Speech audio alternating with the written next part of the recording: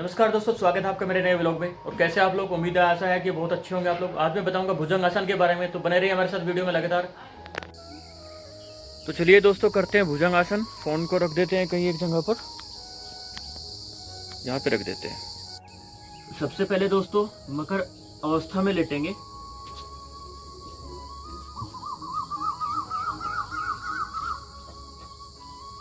बिल्कुल शांत मन से।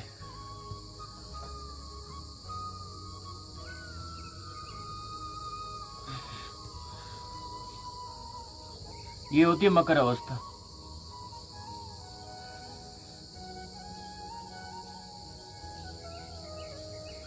फिर धीरे धीरे ये दोनों जो हाथ है ऐसे रखेंगे और कोहनी नाभि के बिल्कुल बराबर में आनी चाहिए, ऐसे। इससे कमर के भी रोग ठीक होते हैं। और सामने देखेंगे।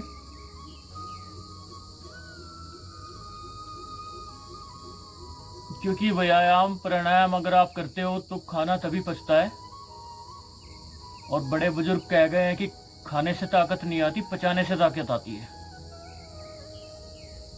फिर धीरे धीरे नीचे छोड़ेंगे।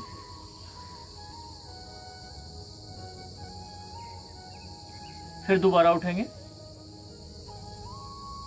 और आपकी जो दाहिने पैर की एडी है उसको देखेंगे। इससे गर्दन का भी व्यायाम होगा और जो आपकी पूरी कमर है इसका भी व्यायाम होगा।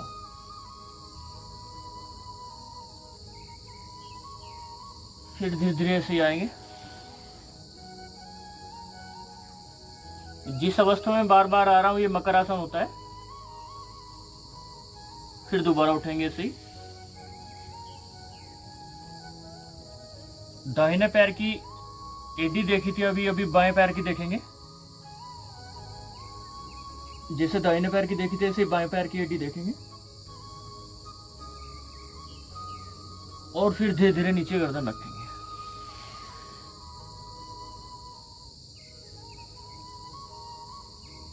भुजंगासन के भी कई रूप होते हैं। और फिर दोबारा उठेंगे ऐसे, पूरे शरीर को आप खींचेंगे।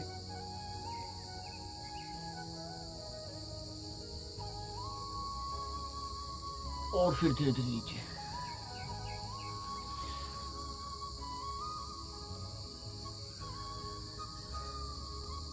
ये आपको भुजंगासन होता है दोस्तों। आप इसको विश्राम अवस्था में भी कर सकते हैं थोड़ा सा। जैसे मकर अवस्था में अभी आए हैं तो ऐसे ऐसे अपना शरीर का जो सारा वेट है वो बिल्कुल ढीला छोड़ सकते हैं। फिर ऐसे।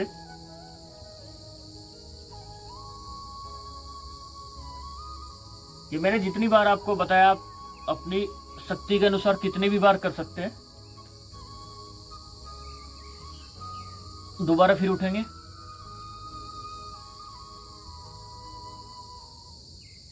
और यहां पे ध्यान नहीं, आपको सांस अंदर लेनी है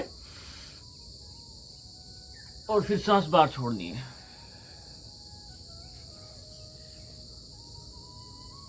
फिर मकर अवस्था में आ जाएंगे।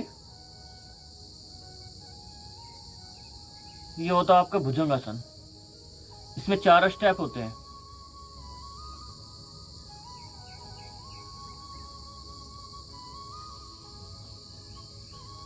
तो ये हुआ आपका भुजंगासन।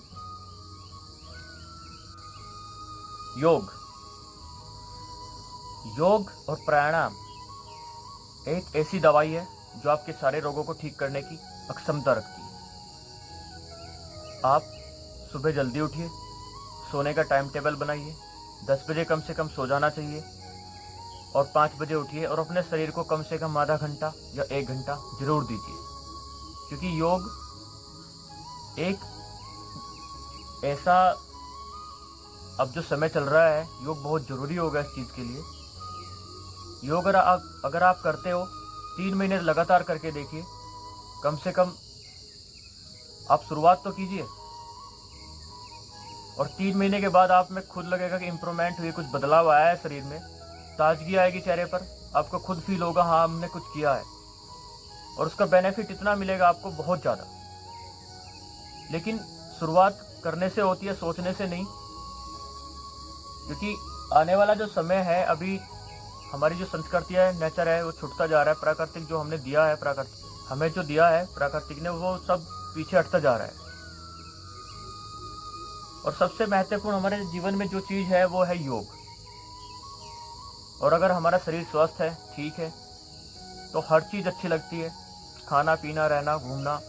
और अगर शरीर ही सही नहीं है तो हर चीज़ हमें बेकार लगेगी। चाहे उसको आप कितनी भी अच्छी चीज़ें कहीं घुमाने के लिए ले जाओ, लेकिन वो सब उसके लिए बेकार है।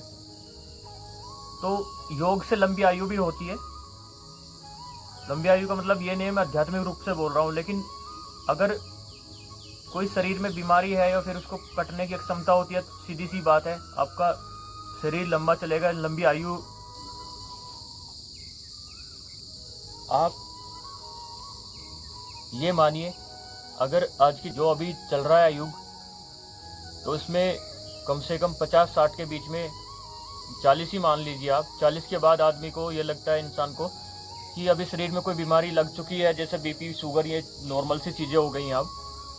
तो इन चीज़ों से छुटकारा योग प्राणायाम से आसानी से मिल जाता है। एक मेंटलिटी और ज़्यादा कुछ नहीं है, क्योंकि फिजिकल, शारीरिक रूप से काम कम होता है और ऑफिशियल काम ज़्यादा हो, जो बैठने के जो काम होते हैं, ड्राइव करते हैं आप लोग, जो सब चीज़ इसमें ही आती है। तो यही कारण है कि शरीर में दिक्कतें आती जा रही हैं।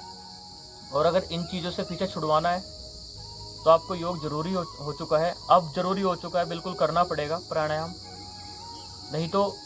और लंबी आयु से मेरा जो मानना था, वो मेरा कहने का तात्पर्य ये था कि आप जो योग करोगे, योग से, अगर मैंने बताया अभी आपको, 40 से 60 साल की उम्र में आदमी बिल्कुल बीमार हो जाता है। बीमार मतलब सभी की बात नहीं कर रहा हूँ, लेकिन कुछ जैसे अभी चल रहा है स्थिति, जैसे बैठने के काम होते हैं, तो इसके हिसाब से उम्र कम होती है। तो कम से कम जो शरीर के साथ ज़्यादा से ज़्यादा काम ले सकते हो वो कीजिए। ज़्यादा से ज़्यादा वो चीज़ कीजिए जिसमें आपको शरीर चले, ना कि बैठने वाले काम। ऐसे ऐसी टेक्नोलॉजी आ चुकी है कि शरीर से काम कुछ होता ही नहीं है अब।